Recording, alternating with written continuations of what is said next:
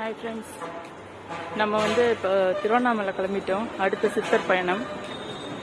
இன்னைக்கு சேலம் வரையும் ட்ரெயினில் போயிட்டு அங்கேருந்து பஸ்ஸு.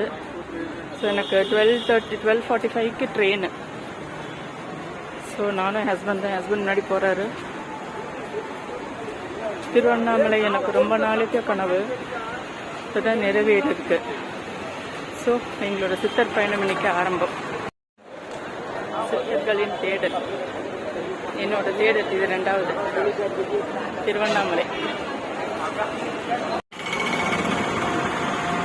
கோயம்புத்தூர் ஜங்ஷனோட 150வது இயர் செலிப்ரேஷன். Platform number 3.